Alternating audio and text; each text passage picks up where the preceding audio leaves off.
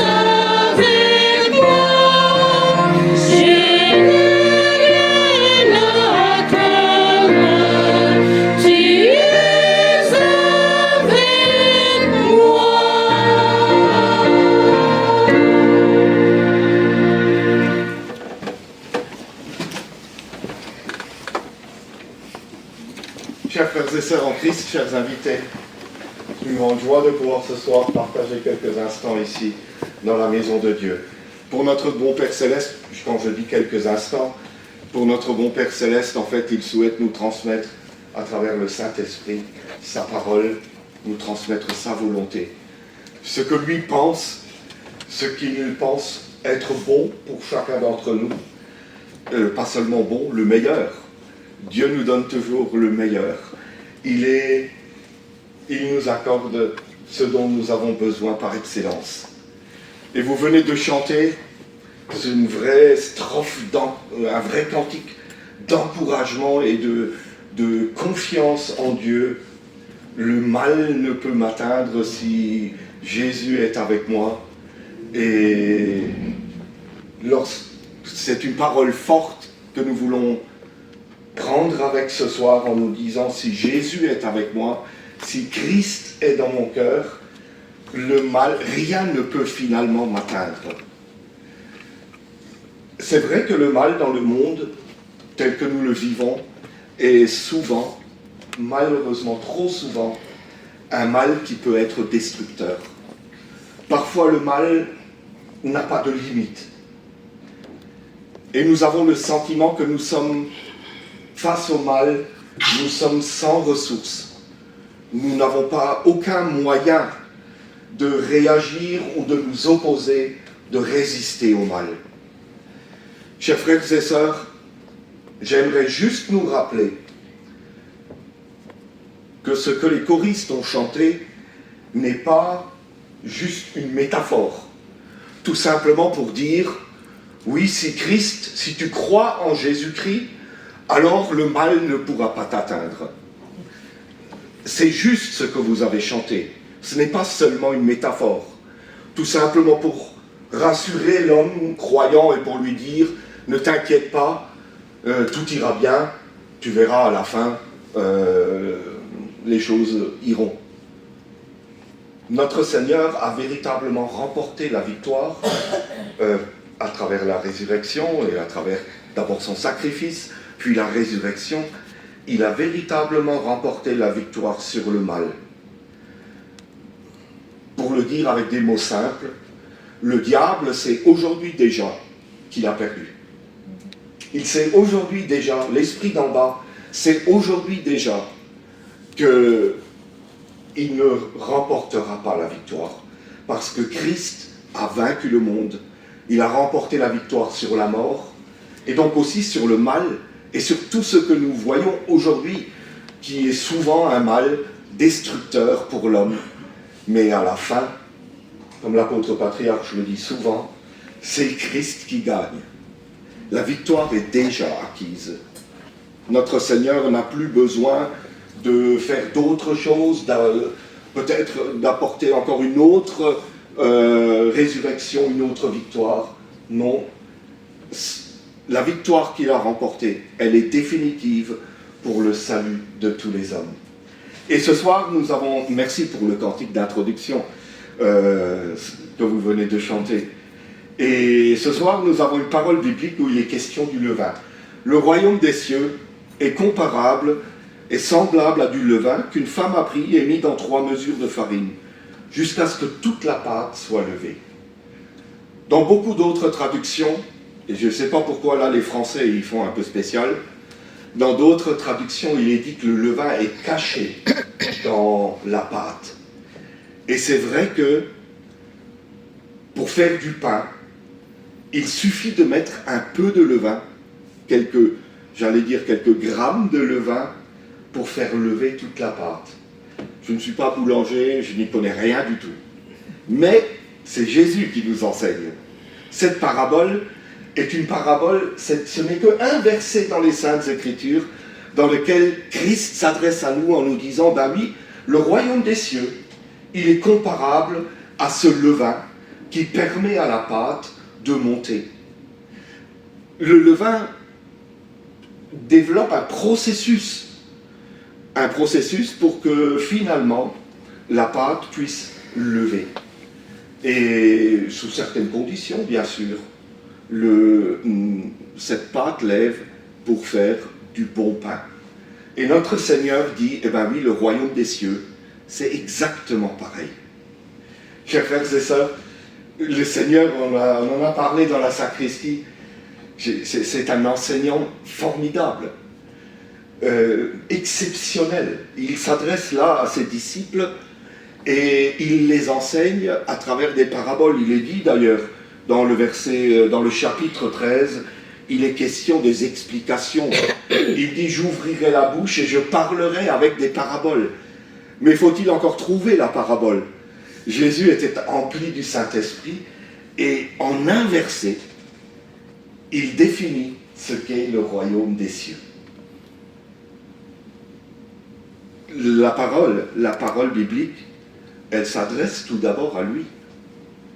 Si nous regardons la vie de notre Seigneur Jésus-Christ, la parabole ici fait référence à Jésus lui-même.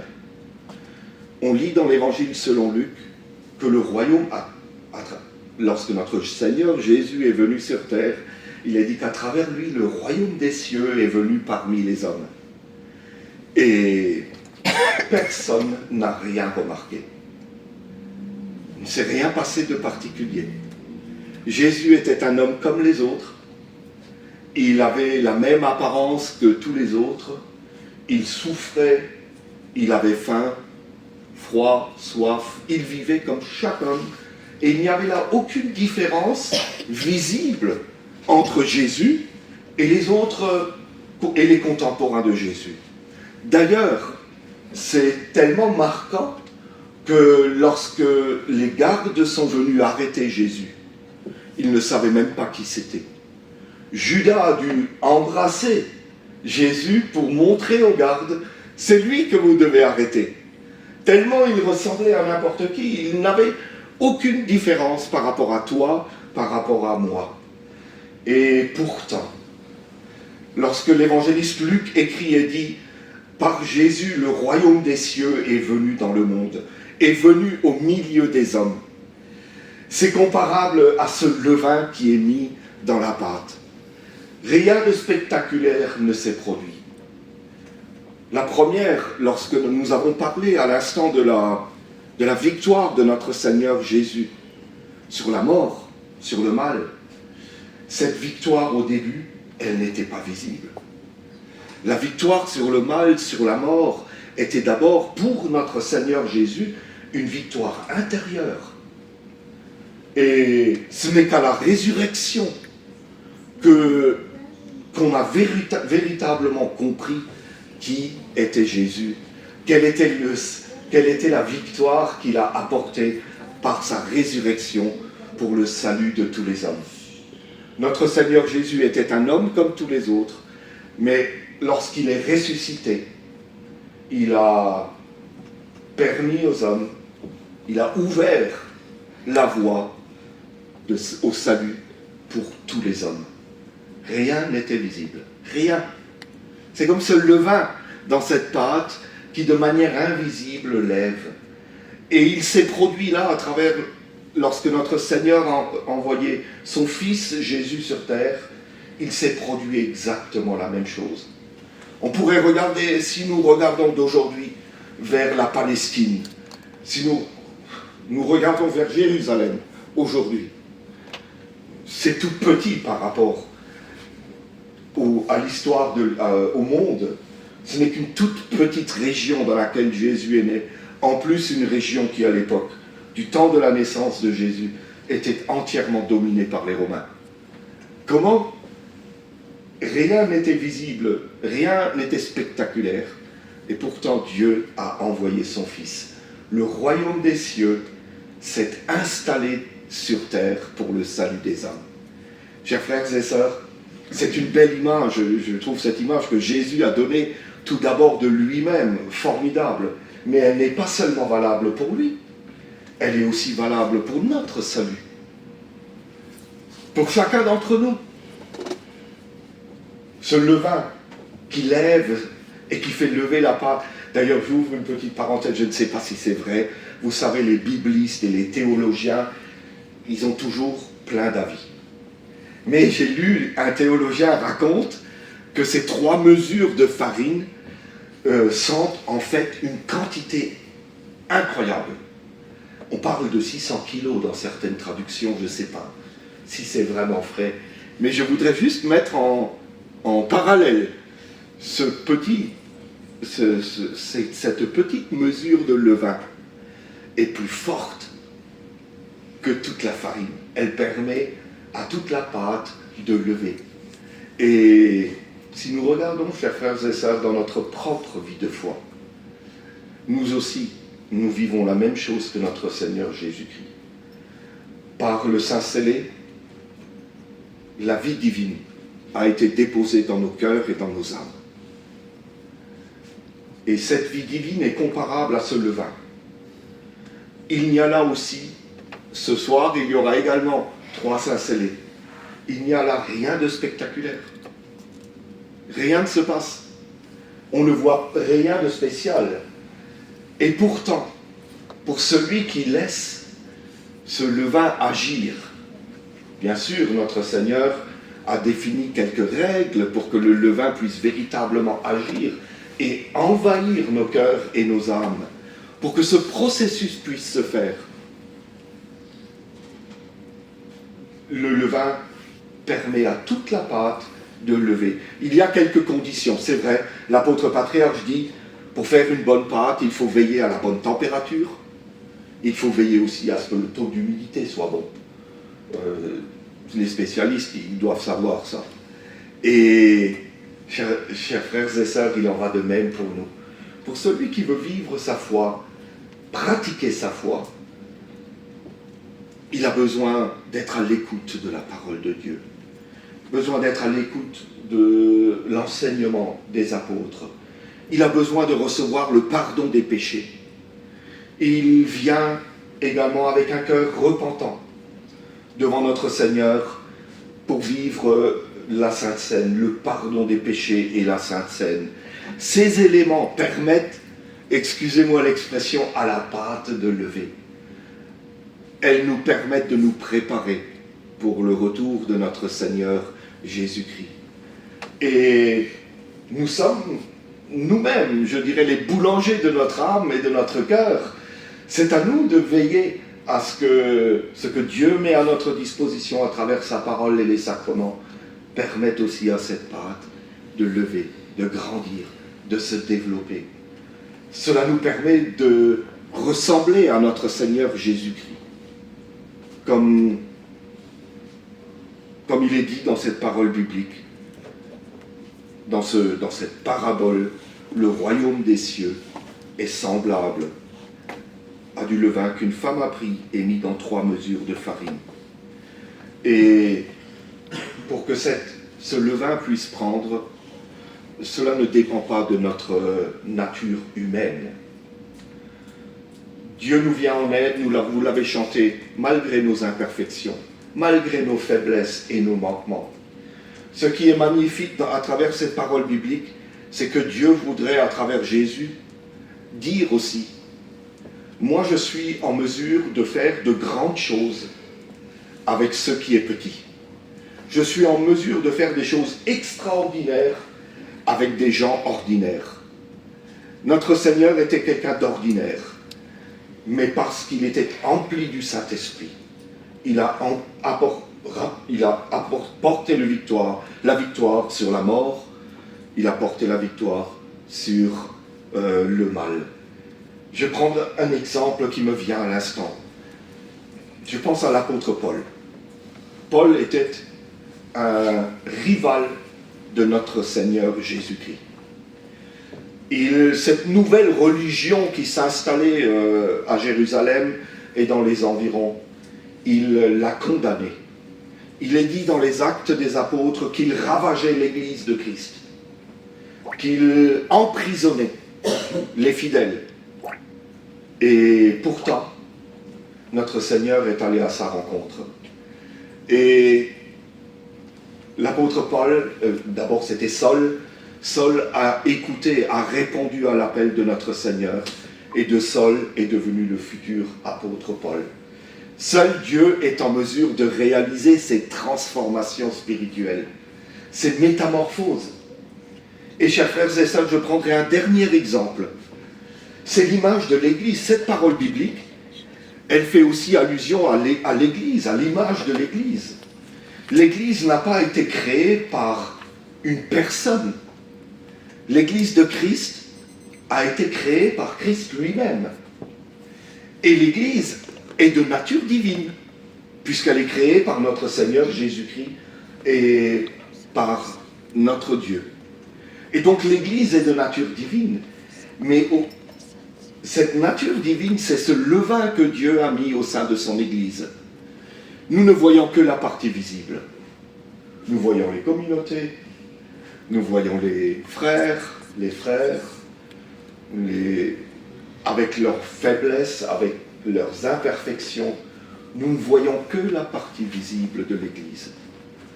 Et pourtant, Dieu a donné son Église pour que l'homme, qui qu'il soit, puisse y faire son salut. Pour que l'homme puisse recevoir ce que Dieu a déposé dans son Église à travers ses sacrements pour faire son salut et pour recevoir la vie éternelle. Et chers frères et sœurs, je crois que cette parole biblique montre aussi que Dieu est tout-puissant. et qu'à travers le Saint-Esprit que nous avons reçu, nous ne voulons pas souffrir de ce sentiment, de ce syndrome « je suis trop faible » ou « je n'y arriverai pas ». Mon frère, lui, il est mieux que moi, mais moi, je n'y arriverai pas. À travers cette parole biblique, Dieu veut aussi nous dire « écoute, fais-moi confiance ».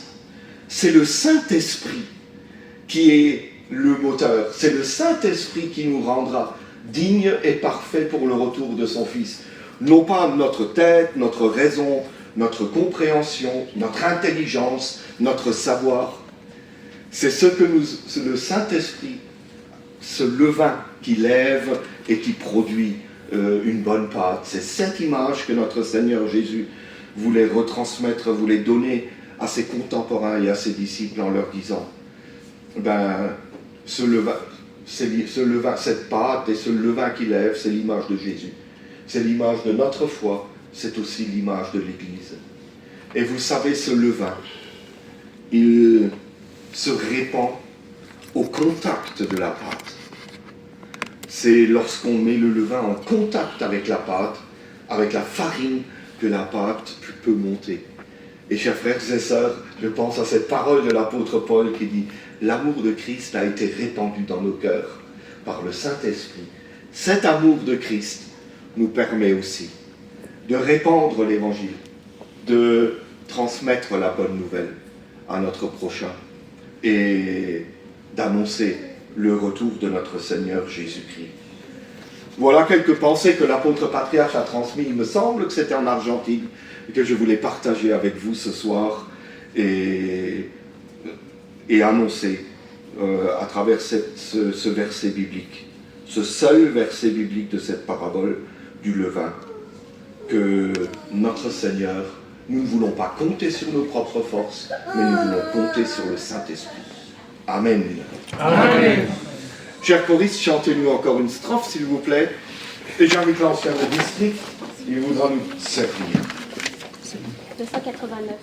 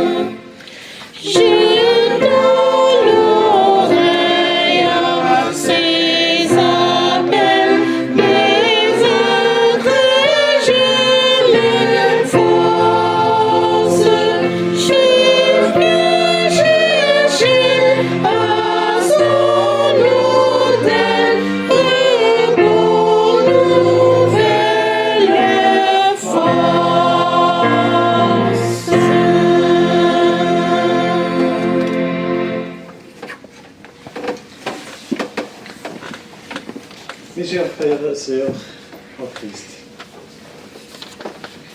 c'est vraiment extraordinaire quand on regarde notre Seigneur Jésus-Christ. Je me posais la question, quand il voudrait me poser la question, explique-moi le royaume des cieux. Et comme il a expliqué ça, c'est fascinant.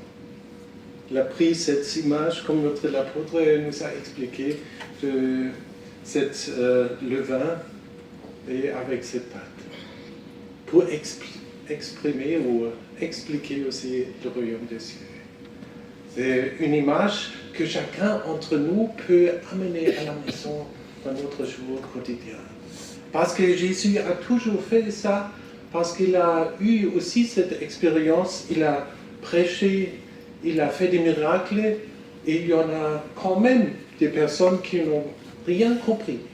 Et à cause de cela, il a utilisé des paraboles. Et mes chers frères et sœurs, on peut l'amener. Parce que c'est une parole pour nous Parce que comme nous avons entendu, notre Seigneur, il a comparé ça avec soi-même, mais aussi il a établi cette œuvre dans nos cœurs. Et notre apôtre nous a expliqué ça. Le vin, on peut le comparer vraiment, c'est la vie divine que notre Seigneur t'a donnée. Et aujourd'hui, nous avons cette fête aussi dans la communauté où quelques âmes vont recevoir cette vie divine. C'est quoi? C'est la nature de notre Seigneur Jésus-Christ. Et c'est un autre mot, dans notre mot, c'est l'amour de lui. Un don de lui qui peut s'installer dans nous pour grandir, pour vraiment transformer notre sang, notre nature dans la nature de Jésus. C'est fascinant. Et la question, c'était aussi pour nous, mes chers frères et sœurs, ce soir. Il parle d'une pâte ici, notre Seigneur. Quelle grandeur est-ce que tu regardes maintenant, aujourd'hui, quand tu compares son œuvre avec cette pâte? Est-ce que cette pâte est très petite? Qu'est-ce que tu vois ici? Je pense, quand il a dit ça, l'œuvre de Dieu était seulement établie. Cette pâte était très très petite. Mais aujourd'hui, mes chers frères et sœurs, dans millions de personnes, c'est déjà grandi. Alors, c'est un choix pour nous que cette parole, c'est la réalité. On peut le constater. Et j'ai appris aussi une autre chose, une petite, très petite, une très petite marque, ça suffit déjà de cette levain. Alors mes chers frères et sœurs, quand tu t'ouvres aussi pour agir avec cette nature, avec ce don de l'amour, seulement peut-être un petit, tu ouvres et tu te laisses tomber dans les mains de notre Seigneur Jésus-Christ et tu dis, je vais maintenant agir comme qu'il a assez de place en moi qu'il peut agir. Seulement une petite place quand tu donnes à lui. Tu vas faire des exceptionnelles remarques qu'il est présent, notre Seigneur, pas toi. Alors seulement une petite chose, ça suffit déjà de sa nature que tu peux vraiment constater, elle est vivante. Mes chers frères et sœurs, ça nous donne vraiment cette parole ce soir, un grand choix que nous sommes établis dans cette œuvre de notre Seigneur Jésus-Christ. Et notre sœur et les enfants qui reçoivent ce soir aussi cette nature, cette vie divine aujourd'hui, ils vont être aussi intégrés dans cette œuvre qu'il a été établie pour grandir là-dedans. Amen. Amen.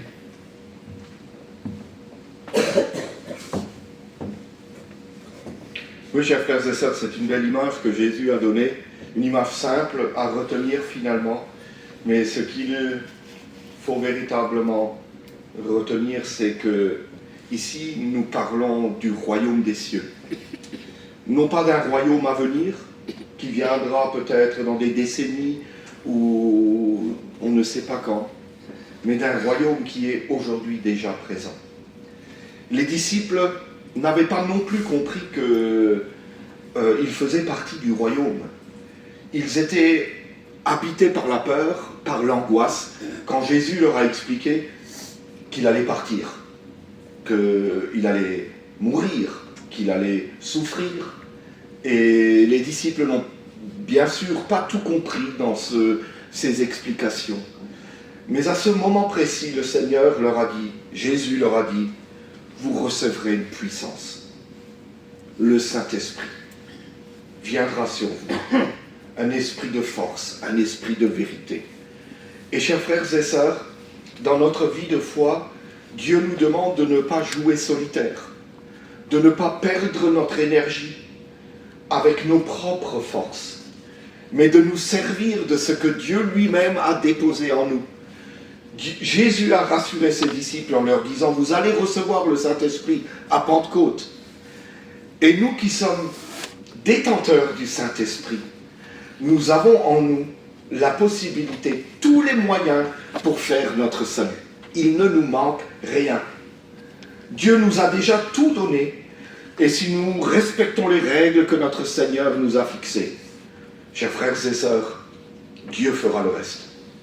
Au-delà des épreuves, au-delà des souffrances, au-delà des difficultés, notre Seigneur, n'oublions pas, a aussi pu apporter le sacrifice parce qu'il était rempli du Saint-Esprit. Cela ne l'a pas empêché de dire, Seigneur, si c'est possible, que cette coupe s'éloigne de moi. Mais je suis sûr que la force du Saint-Esprit lui a permis de remporter la victoire. Et que ce Saint-Esprit puisse nous aussi nous fortifier lors de chaque service divin. Nous ne sommes pas faibles. Nous ne sommes pas démunis. Nous ne sommes pas oubliés. Au sein de l'Église de Christ, Dieu nous fortifie, il nous emplit de sa force pour que nous puissions surmonter le mal, pour que nous puissions résister et nous préparer pour le retour de notre Seigneur. Pour nous préparer les chemins pour la Sainte Seine,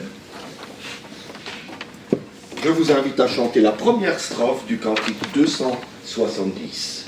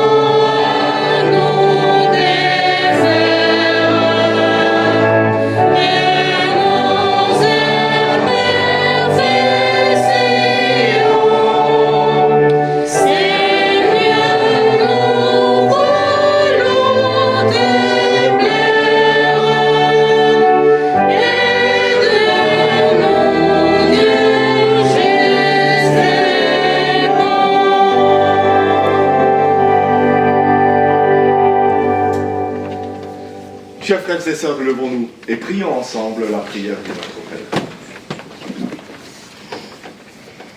Notre Père qui es aux cieux, que ton nom soit sanctifié, que ton règne vienne, que ta volonté soit faite sur la terre comme au ciel. Donne-nous aujourd'hui notre pain quotidien. Pardonne-nous nos offenses, comme nous pardonnons à ceux qui nous ont offensés. Ne nous induis pas en tentation, mais délivre-nous du mal. Car c'est à toi qu'appartiennent, dans tous les siècles, le règne, la puissance et la gloire. Amen. Je vous annonce maintenant la bonne nouvelle. Au nom de notre Seigneur Jésus-Christ, le Fils du Dieu vivant, vos péchés vous sont pardonnés. La paix du ressuscité soit avec vous. Amen. Amen. Père bien-aimé, Dieu de bonté, nous nous courbons en esprit devant ta sainte face. Nous t'exprimons toute notre adoration, toute notre gratitude pour tous les bienfaits et les bénédictions que tu nous as donnés. Père bien-aimé, nous ne sommes pas en mesure de saisir dans toute sa dimension tout l'amour que tu nous donnes, tout ce levain que tu as déposé au sein de ton Église pour que nous puissions faire notre salut, cette nature divine. Mais Père bien-aimé, permets-nous de l'acquérir, de ressembler à travers la nature divine toujours davantage à l'image de ton Fils, de nous entretenir, d'expérimenter véritablement ce qu'est la nature de ton Fils à travers le Saint-Esprit que tu nous as donné. Mon Père Céleste, emplis-nous de ta force, emplis-nous de ta paix, de ta joie également. Maintenant, nous nous apprêtons à vivre ensemble la célébration de la Sainte Seine. Permets-nous de vivre aussi là, non seulement des moments de commémoration, mais aussi là de ressentir, à travers la force du Saint-Esprit et la véracité du Saint-Esprit, que tu es présent au milieu de nous. Exauce notre prière au nom de Jésus. Amen. Amen. Amen. Chers frères et sœurs, je vous invite à reprendre place quelques instants. Comme cela a déjà été évoqué, avant la célébration de la Sainte Seine, il y a aussi un Saint-Célé. Chers choristes, vous avez peut-être préparé une strophe pour le Saint-Célé, et j'invite les âmes à venir me rejoindre ici devant l'autel.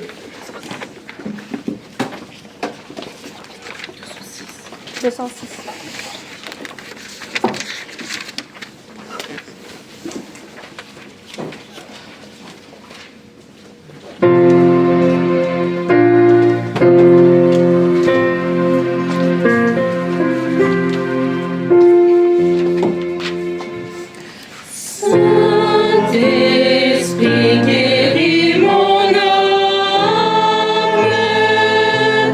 et ranime en moi la flamme de la foi et de l'amour divin.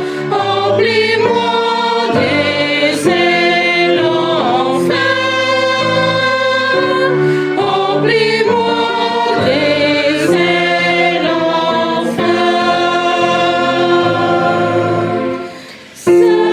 Saint-Esprit, guéris mes yeux,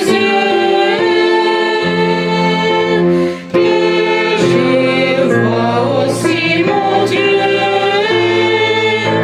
Illumine-moi de ta clarté, montre-moi ta volonté. Montre-moi ta volonté.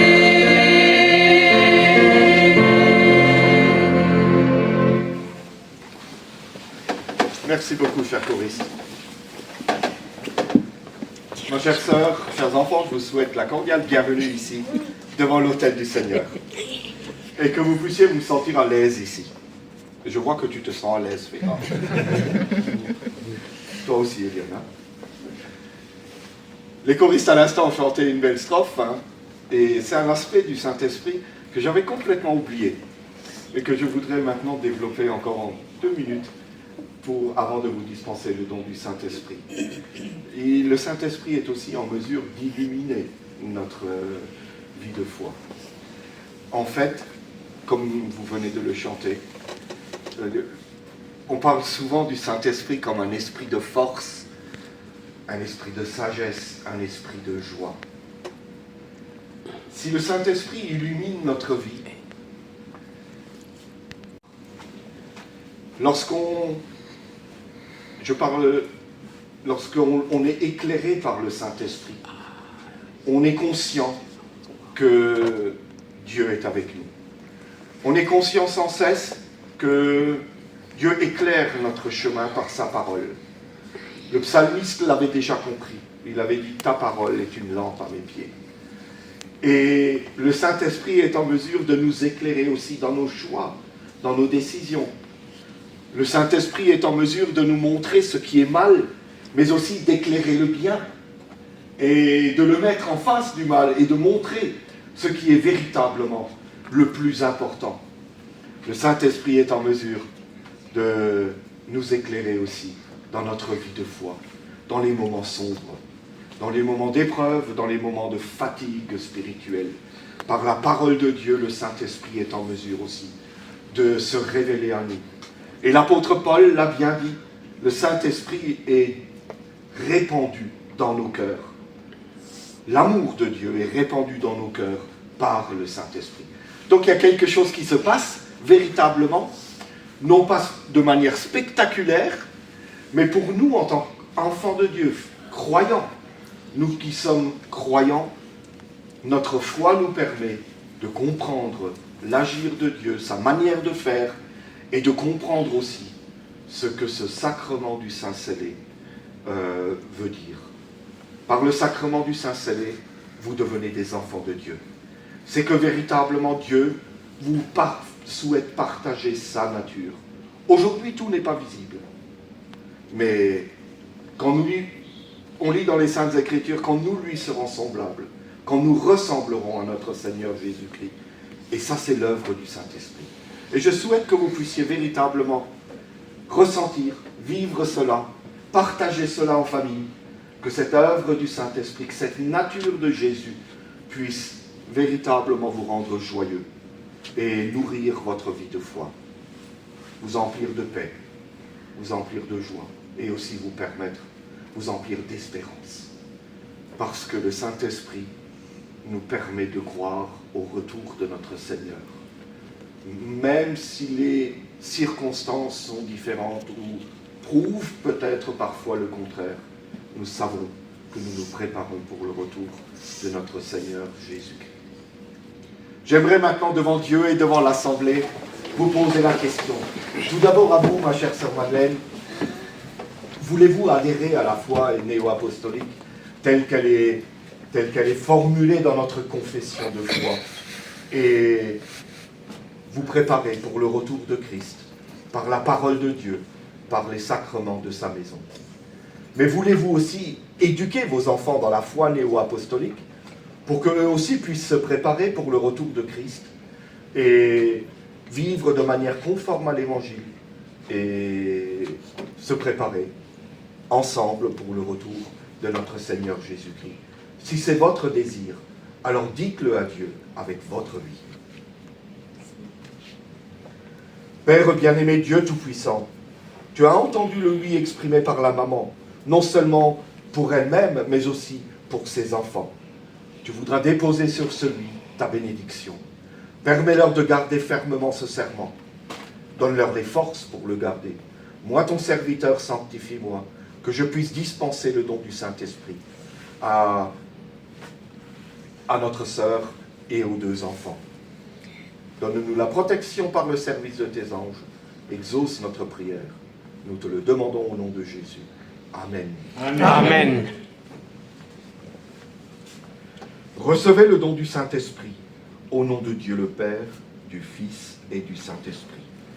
Recevez le don du Saint-Esprit au nom de Dieu le Père, du Fils et du Saint-Esprit.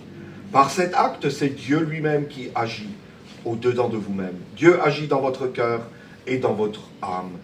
Dieu vous a attiré à lui dans son amour et il vous donne, par le don du Saint-Esprit, la gloire future. Il vous permet de partager sa gloire en toute éternité.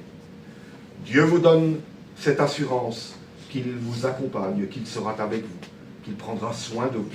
Où que vous soyez, il veille sur chacun des siens. Il veille sur ses enfants. Il veille sur vous. Notre Seigneur Jésus-Christ vous a racheté à un grand prix. Désormais, vous lui appartenez. Vous êtes sa propriété.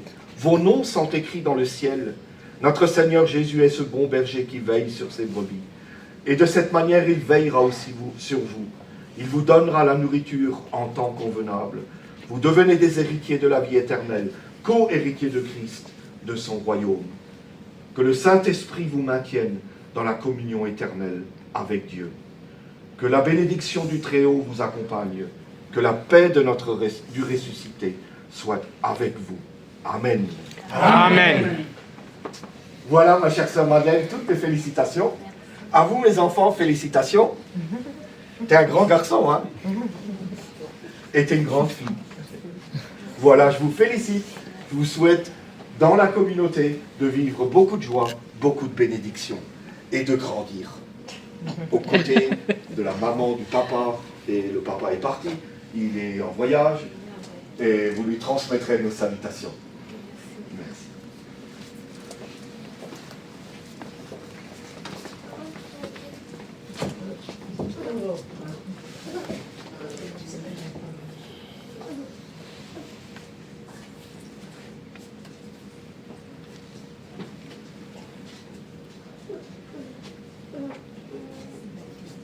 Chers frères et sœurs, à présent nous allons fêter la Sainte Seine.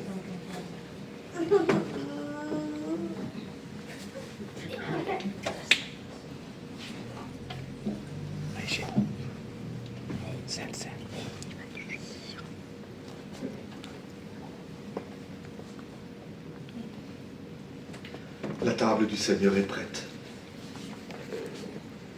Au nom de Dieu, le Père, le Fils et le Saint-Esprit, consacre le pain et le vin pour la Sainte Seine, et j'y dépose le sacrifice unique de Jésus-Christ, valable en toute éternité, car le Seigneur prit du pain et du vin, rendit grâce et dit : ceci est mon corps qui est donné pour vous, ceci est mon sang, le sang de la nouvelle alliance, qui est répandu pour beaucoup, pour le pardon des péchés. Mangez et buvez. Faites ceci en mémoire de moi. Car toutes les fois que vous mangez ce pain et que vous buvez ce vin, vous annoncez la mort du Seigneur jusqu'à ce qu'il revienne. Amen. Amen. Le corps et le sang de Jésus donnés pour toi. Amen. Amen.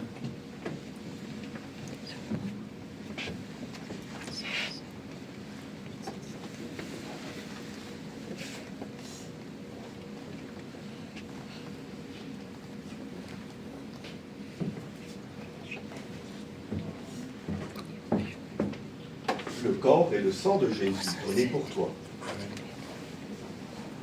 Le corps et le sang de Jésus donnés pour toi. Le corps et le sang de Jésus donnés pour toi. Le corps et le sang de Jésus donnés pour toi. Le corps et le sang de Jésus donnés pour toi. Le corps et le sang de Jésus donnés pour toi.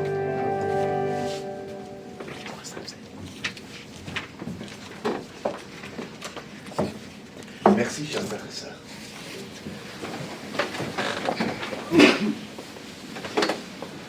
Chers frères et sœurs, le Seigneur vous invite à participer à la Sainte Seine et nous chanterons ensemble du cantique numéro 307. 307.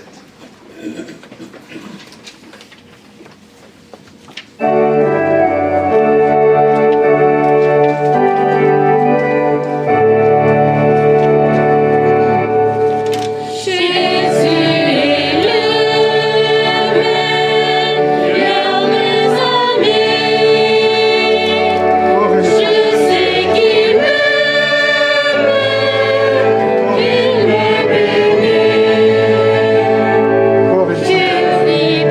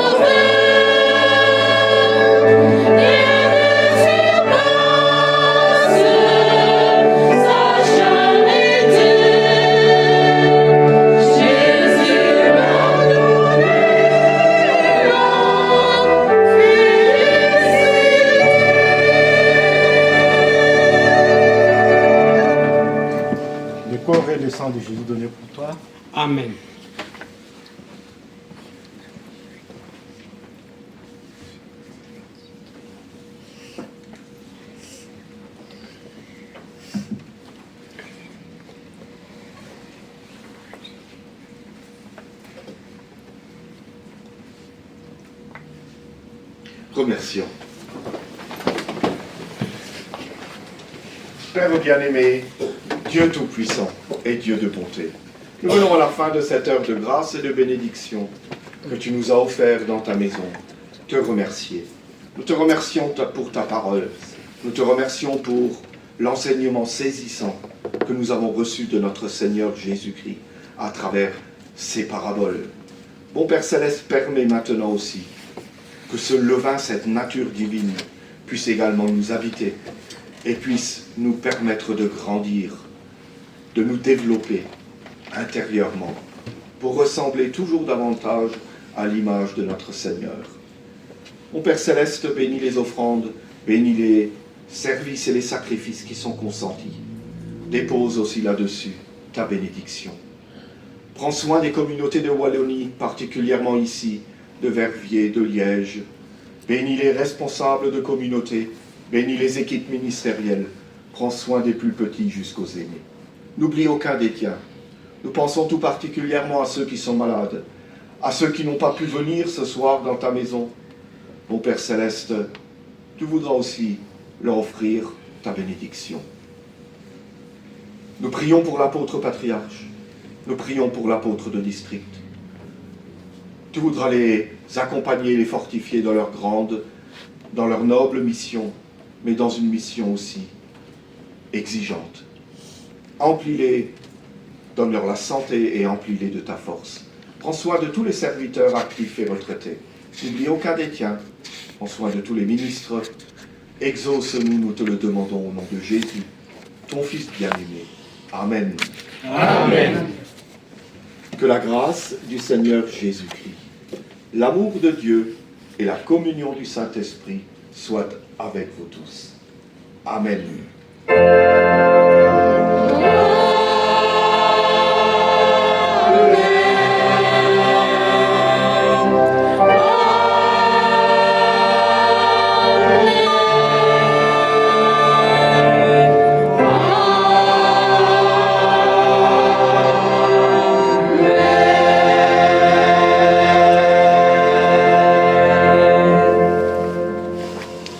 Chers frères et sœurs, reprenez place.